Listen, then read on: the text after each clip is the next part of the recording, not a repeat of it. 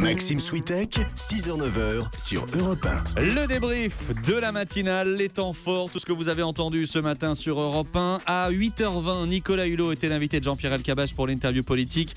Invité en duplex des Philippines, puisque Nicolas Hulot accompagne François Hollande. Il est son envoyé spécial pour la protection de la planète.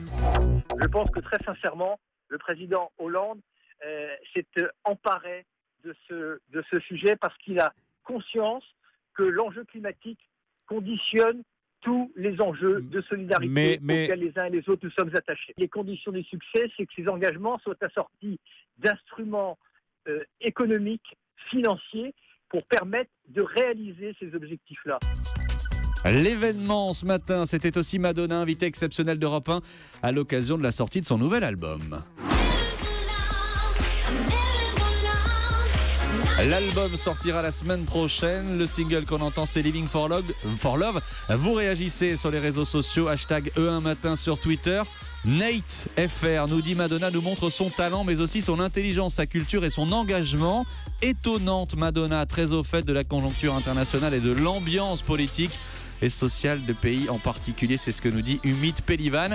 Oui, parce que Madonna nous a parlé musique évidemment, mais aussi de la situation de la France. Elle se dit terrifiée par le climat qui règne actuellement dans notre pays et vous l'entendrez à nouveau dans le journal de 9h, des propos qui font forcément réagir. On poursuit ce débrief avec ce document européen que vous avez entendu à 7h.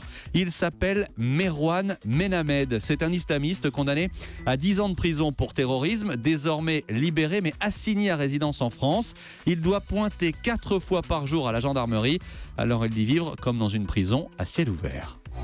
Si vous dites est-ce que vous êtes un terroriste, je dis pas non. Ils disent assigné résidence, je suis en prison. C'est quoi la différence? Vous parlez à personne. Vous signez 4 fois par jour. À la gendarmerie, 4 fois par jour. Je me trouve comme quelqu'un enchaîné en travail. Je peux rien faire. Vous avez essayé de travailler? C'est impossible, non, on peut pas travailler. On travaille où si vous signez 4 fois par jour? C'est impossible, c'est pas une vie.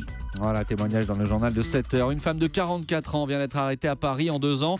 Elle a escroqué 200 personnes en leur louant un seul et même logement dont elle n'était pas du tout propriétaire. Écoutez le témoignage de Marie, l'une de ses victimes.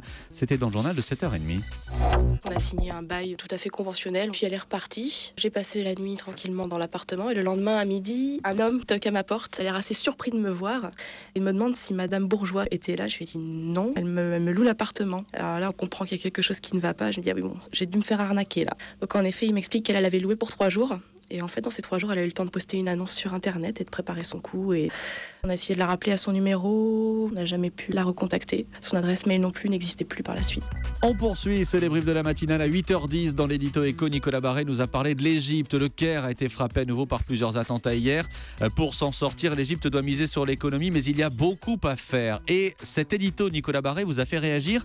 Question de Dominique sur Twitter avec le hashtag E1matin. Si l'Égypte va mal économiquement, comment le pays va-t-il pouvoir nous payer des Rafales? Très bonne question qu'on va poser à Anne-Laure Jumet. Vous avez suivi cette vente du Rafale pour Europe 1. Anne-Laure, comment l'Égypte peut payer des avions du groupe Dassault? Alors pour répondre à cette question, on va examiner les termes du contrat. Le montant de la vente, c'est 5 milliards d'euros. Il faut savoir que la moitié de cette somme va être empruntée par l'Égypte auprès de banques, notamment des banques françaises. Mais l'État français, qui voulait tellement vendre ses Rafales, a accepté de garantir cette somme via l'assureur crédit Coface. Et une garantie à un tel niveau, c'est inédit pour un contrat d'armement. Donc si l'Égypte ne paie pas, c'est la France qui paye. Exactement. Et on peut imaginer que c'est ce qui va se passer pour cette partie-là du deal. Pour les 2,5 milliards restants, c'est l'Égypte qui doit financer sur fonds propres. Là, en effet, ça va être compliqué vu le niveau de déficit du pays.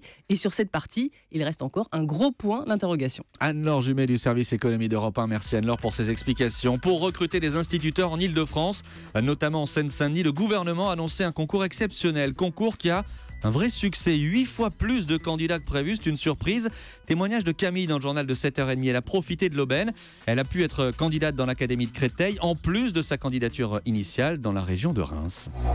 Si, ça fait quand même peur parce que c'est pas du tout le même public. Mais bon, moi j'ai un but dans la vie, c'est mon rêve de petite fille, donc je vais tout faire pour être instite. Et puis si c'est à Créteil, c'est à Créteil. C'est un concours qui est très très compliqué.